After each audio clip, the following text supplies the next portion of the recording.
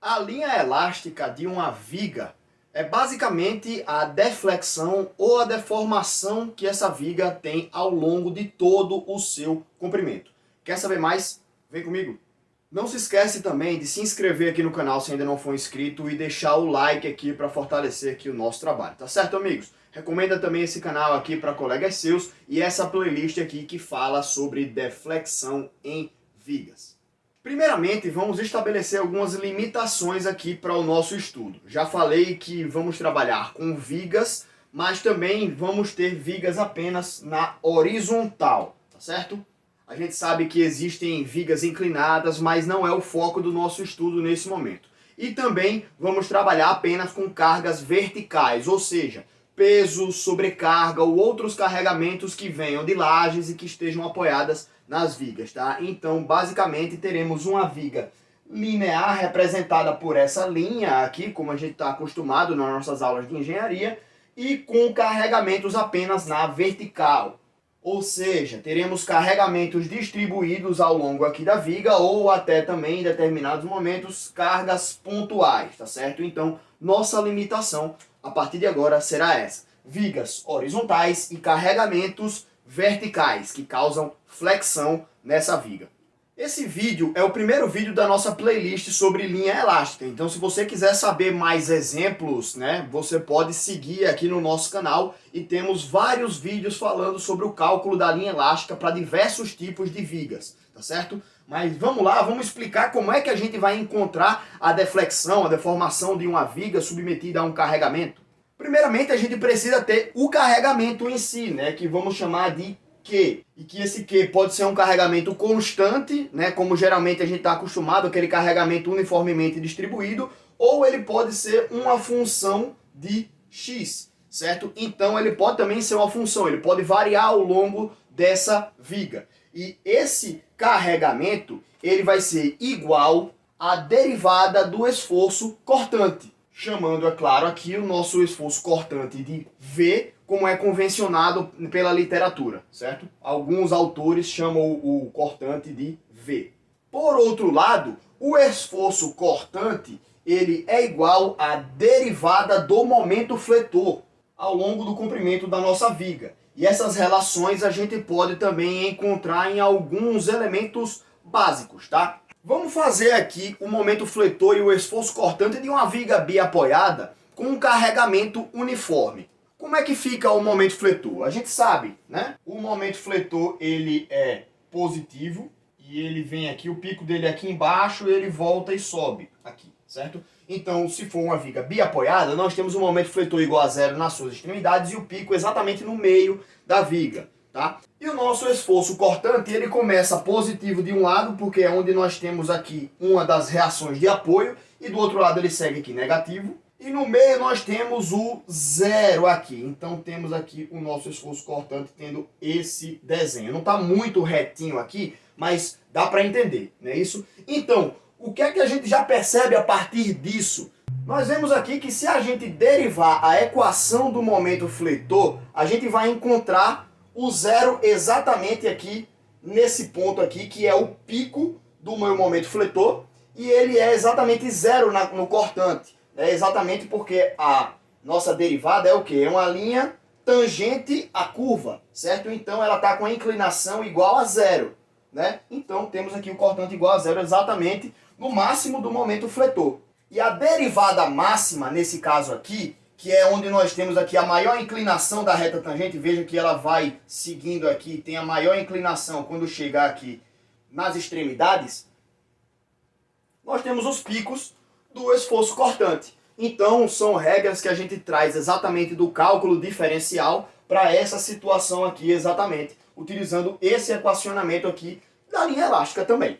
Mas, Bruno, como é que a gente vai trazer o esforço cortante, o momento fletor, para a equação da linha elástica, certo? Nós temos, então, mais duas relações, que são o momento fletor com a inclinação da viga e a inclinação da viga com a deflexão dela. Então nós vamos ter o nosso momento fletor negativo, inverte o sinal do momento fletor, divide por EI, EI é o quê? É o módulo de elasticidade multiplicado pelo momento de inércia da nossa viga, né? Essa aqui é a rigidez, a flexão da nossa viga. Isso aqui vai ser igual à derivada da rotação da nossa viga.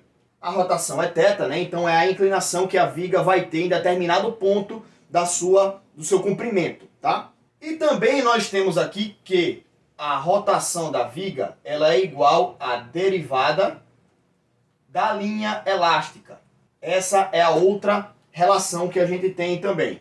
E com isso daqui, se o θ é igual à derivada de V, a derivada de θ é igual à derivada da derivada de V. Então a gente tem também aqui isso igual à derivada segunda da linha elástica ao longo do comprimento.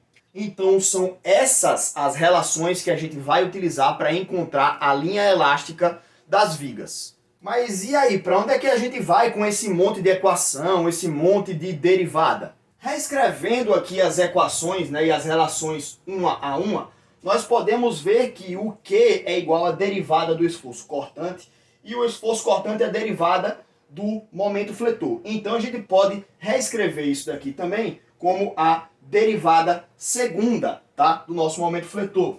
Por sua vez, essa equação aqui de baixo, para a gente encontrar o valor do momento fletor, nós vamos trazer para cá o momento fletor, o M, é igual a o menos EI multiplicado pela derivada segunda da linha elástica. E podemos agora também jogar essa equação substituindo o valor de M. Então, a derivada segunda de M vai ser a derivada segunda dessa equação aqui. Então, da derivada segunda, a gente pula para uma quarta derivada. Repetindo aqui esses valores que são constantes. Então, nós temos o menos EI multiplicado pela derivada quarta da linha elástica. Ou também pela equação da rotação, fazendo essa mesma transformação aqui, nós teremos aqui menos EI vezes a derivada terceira da rotação da nossa viga. Essas são as equações que a gente vai utilizar para encontrar o valor da linha elástica. Mas se a gente tem só o carregamento, como é que a gente vai encontrar essas equações aqui? Bom, integrando mesmo, na mão. Geralmente o carregamento ele é constante ou polinomial. Então, integral de polinômio é fácil de se fazer. O problema é que quando a gente calcula uma integral, surge uma constante, que para a gente é uma incógnita. Então, não sabemos como encontrar essa incógnita. Vamos supor que o nosso carregamento Q ele é constante, sei lá, igual a 5 ou igual a 10. Para trazer um valor qualquer genérico, vamos usar o Q. Então, integra o nosso Q, certo?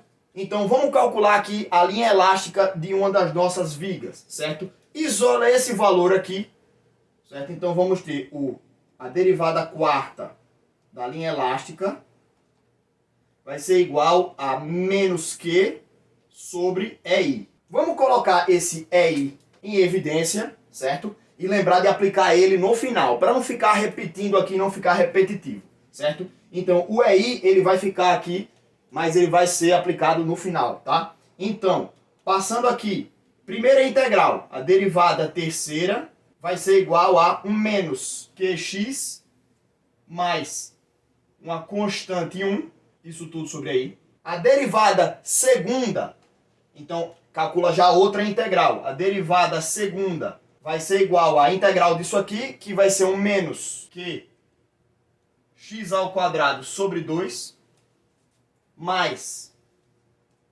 C1x mais C2, surge outra constante na integração, isso tudo dividido por EI. Integra de novo, teremos aqui a nossa derivada de V, que é igual à rotação da nossa viga. Isso daqui vai ser a integral disso daqui, que vai surgir 1 menos que x ao cubo sobre 6 mais C1x ao quadrado sobre 2 mais C2x mais C3. Isso tudo dividido por EI. E por último, a última integral nós teremos então aqui um V, que é a equação da linha elástica, vai ser igual a um menos QX² sobre 24, mais C1x² sobre 6, mais C2x² sobre 2, mais C3x mais C4. Isso tudo dividido por EI. Bom, vocês estão vendo aqui que depois de todas essas integrações, a gente aqui encontrou 1, 2, 3, 4 incógnitas. São 4 constantes que a gente não sabe de primeira. Mas como a gente vai fazer para encontrar essas incógnitas? Exatamente utilizando condições de contorno. O que são as condições de contorno? Nas extremidades das vigas, nós vamos ter cada uma 2 condições de contorno, tá? E eu vou explicar cada uma delas. As condições de contorno que a gente vai utilizar são baseadas nos apoios dessa viga, em suas extremidades. E eu vou explicar cada uma delas aqui para vocês, tá? Trouxe aqui 4 exemplos, mas se vocês tiverem alguma dúvida a mais, vocês podem mandar aqui nos comentários que eu posso trazer outro vídeo trazendo outro exemplo. Mas vamos resolver esse aqui primeiro, certo? Um engaste. Então temos aqui uma viga engastada e livre na sua extremidade. Então o que é que a gente tira de condição de contorno aqui? O engaste, ele proíbe o deslocamento e a rotação, certo? Então, para esse caso aqui, nós vamos ter a deflexão igual a 0 e a rotação igual a 0, para esse caso aqui, certo? Então, naquelas equações que a gente utilizou, a gente vai jogar nesse ponto aqui, que geralmente o x ele começa aqui, né? Então, para x igual a 0, teríamos então deslocamento 0 e rotação 0. Joga nas equações e vamos encontrar algum resultado. Desse outro lado aqui, como nós temos uma extremidade livre, nós temos então que o momento fletor é igual a 0 e o esforço cortante também é igual a 0.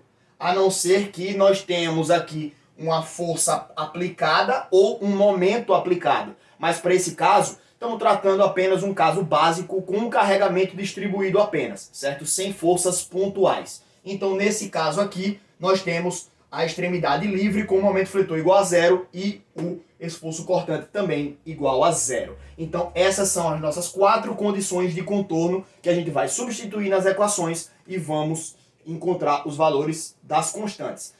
Vamos resolver um exemplo daqui a pouco de cada uma dessas vigas aqui, certo? Então, segue aqui na nossa playlist. Uma viga biapoiada, certo? Então, nesse apoio aqui, nós temos, para cada um desses apoios, o momento fletor igual a 0. Lembra? A viga biapoiada, o momento fletor é 0 nas extremidades. Então, temos para cada um dos lados o momento fletor igual a 0. Lembrando, naquelas equações nós vamos precisar usar o x igual a 0 e aqui o x igual ao comprimento da viga. Se for 10 metros, o x igual a 10, por exemplo. E outra restrição também que esse apoio traz é da deformação, tá? O deslocamento vertical também é 0. Ele restringe esse deslocamento nas 2 extremidades.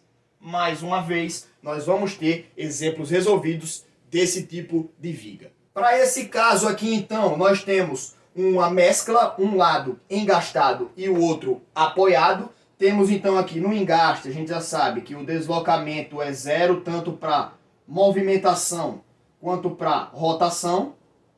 Deflexão 0 e rotação 0. E aqui nós temos aqui também o momento fletor igual a 0. Mas nesse caso aqui, como temos um apoio, tem uma reação, então tem o esforço cortante, certo? Mas ele restringe então o movimento, o deslocamento vertical. E para esse caso aqui temos 2 engastes. Então, tanto a deflexão vertical quanto a rotação vão ser igual a 0. Então temos aqui o Vzinho igual a 0 e o θ igual a 0 nas 2 extremidades. Com isso, nós podemos encontrar a equação da linha elástica de uma viga engastada e livre, biapoiada, biengastada ou engastada e apoiada, certo? Então, nas próximas videoaulas nós vamos trazer exemplos solucionando cada um desses exemplos de vigas, tá? Então fica comigo, não se esquece de se inscrever no canal, dar o like e deixar sua sugestão também aqui nos comentários, beleza? Obrigado e até o nosso próximo vídeo.